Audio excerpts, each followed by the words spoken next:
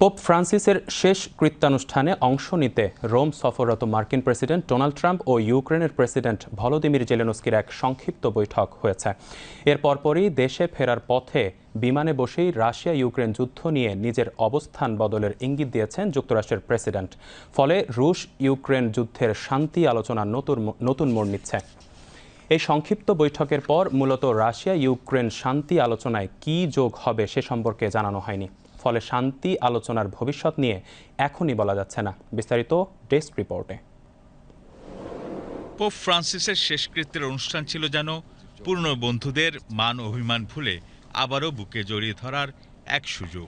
British প্রধানমন্ত্রী Keir Starmer, ফরাসি president Emmanuel Macron, যুক্তরাষ্ট্রের প্রেসিডেন্ট ডোনাল্ড ট্রাম্প ও ইউক্রেনের প্রেসিডেন্ট ভলোদিমির জেলেনস্কিকে ঘনিষ্ঠ মনে হয়েছে সেখানে।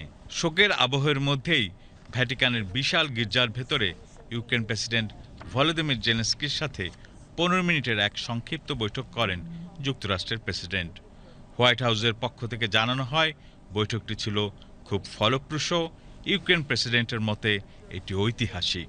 এই সংক্ষিপ্ত বৈঠকের পর মূলত রাশিয়া ইউক্রেন শান্তি আলোচনায় কী যোগ হবে সে সম্পর্কে জানানো হয়নি। ফলে শান্তি আলোচনা সরল না জটিল হচ্ছে বোঝা যাচ্ছে না।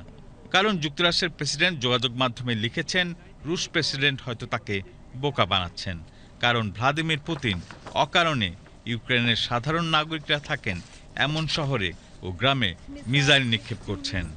ট্রাম্পের নতুন মত, পুতিন যুদ্ধ বন্ধ করতে একেবারেই আগ্রহী নন। পুতিনকে পরিস্থিতি সম্পর্কে অবগত করতে অন্য উপায়ের কথা ভাবছেন তিনি।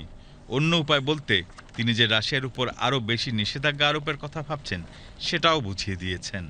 এর কয়েকদিন আগে ভ্লাদিমির পুতিনের সঙ্গে মার্কিন প্রেসিডেন্টের বিশেষ দূত স্টিভ উইটকফ বৈঠক করার কয়েক ঘন্টা পর ট্রাম্প বলেছিলেন, রাশিয়া ইউক্রেন একটি চুক্তি সই করার খুব কাছাকাছি। সেই চুক্তিতে অবশ্য ক্রিমিয়া সহ রাশিয়ার দখলকৃত স্থান ইউক্রেনের ছেড়ে দেওয়ার শর্ত ছিল। কিন্তু জেলেনস্কির সাথে এই বৈঠক শেষে চুক্তির শর্ত বদলে গেলে কি হয় সেটাই দেখার। By Britain's Defence Secretary John Healey. International desk, BTV news.